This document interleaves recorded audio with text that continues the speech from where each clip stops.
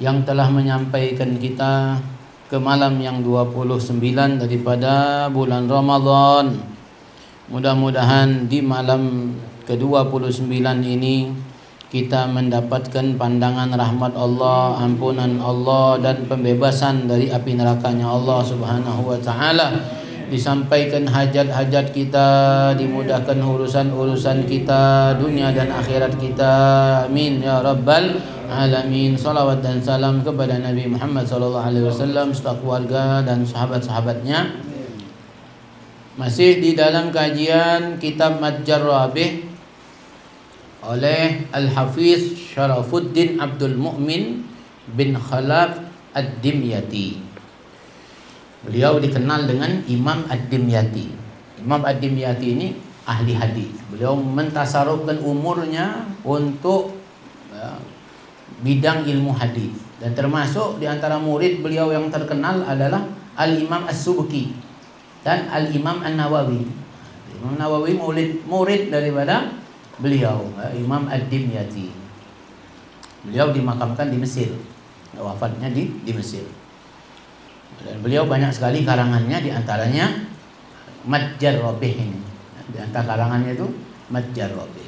Alhamdulillah ya, kita mendapatkan kesempatan selama Ramadan ini untuk mengkaji kitab ini ya. Alhamdulillah 2 tahun ini ya kita mengkaji kitab ini. Nah, sampai kita kepada keterangan tentang ganjaran malu, punya sifat malu. Kemarin akhlak yang baik. Jadi akhlak yang baik itu apa? Banyak, di antaranya punya sifat malu. Sebagaimana majelis kita yang malam Selasa itu kita tutup dengan hadis yang ke-20 di dalam Arba'in Nawawi, yang mana bunyi hadisnya itu idza lam tastahi fasna' ma syi'ta. Ya, kalau kau tak punya sifat malu, maka berbuatlah sekehendak hatimu, kata Nabi sallallahu alaihi wasallam.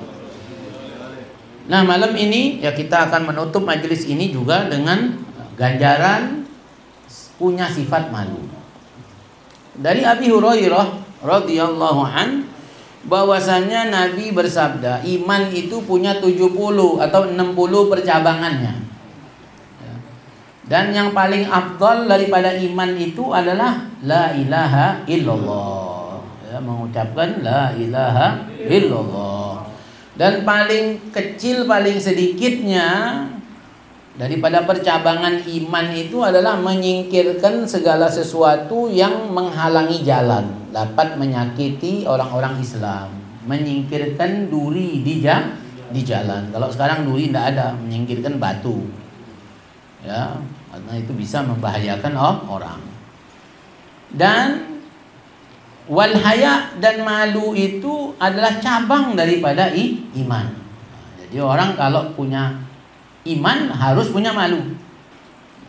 Orang kalau tak punya malu berarti tak punya iman. Juga dari Abi Hurairah radhiyallahu an, Nabi bersabda, malu itu adalah bagian dari iman. Dan iman itu tempatnya di surga. Ya. Malu itu bagian dari iman, dan iman itu tempatnya di surga. Wal bada'u minal jafa, dan perbuatan atau perkataan keji, ya, al bada', ya, perkataan yang tidak baik, ya, adalah dari perbuatan orang yang memiliki perangai yang kasar. Nah itu ya, suka maki, suka caci, menghina, itu dari perangai orang yang kasar. Nah, orang yang perangainya kasar ini wal jafa'u finnar, orang yang perangainya kasar tempatnya di neraka Allah.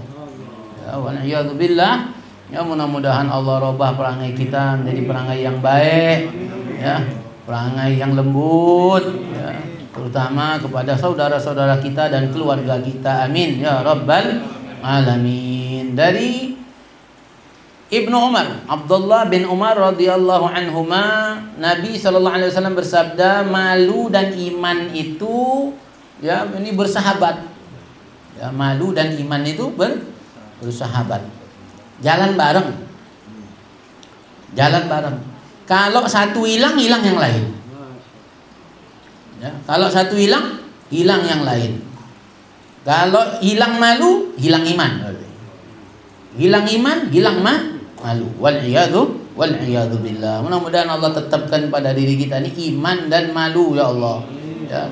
Dan tambahkan ya Allah iman dan malu kepada diri-diri kami ini. Ya.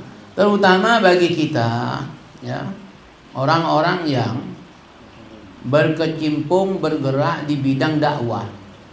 Itu harusnya punya sifat malu lebih banyak daripada orang awam. Di dalam setiap perbuatan, perkataan kita harusnya kita melihat, kalau aku lakukan ini gimana ya? Bagus enggak ya? Baik enggak ya? Malu enggak ya? Bahkan Ramadan, puasa yang kita lakukan di bulan Ramadan ini mendidik kita untuk menjadi orang yang punya sifat malu. Kira-kira kalau makan di tengah jalan, merokok tengah jalan, malu enggak? Walaupun kita musafir, malu enggak kira-kira? Malu. Itu malu kepada manusia. Yang lebih tinggi lagi malu kepada Allah. Ya Allah, malu mau enggak puasa, ya. Malu kepada Allah. Nah, ini tingkatan tinggi, ya. Malu kepada Allah itu tingkatan paling tinggi. Nah, itulah tadi, orang kalau dia puasanya betul, maka dia akan menjadi orang yang bertakwa. Karena tingkatan malu kepada Allah itu tingkatan paling tinggi. Ya, masih ingat ya waktu kita ngaji Arba'in itu, ada orang tidur di tempat yang berbahaya, dibangunkan oleh orang lain. Tidak takut kau tidur di sini? Dibangunkan, bangun. Kau nggak takut tidur di sini? Waktu bangun dia bilang, dia lihat orang itu. Kata dia, aku malu kepada Allah untuk takut kepada selain dia. Aku malu kepada Allah untuk takut kepada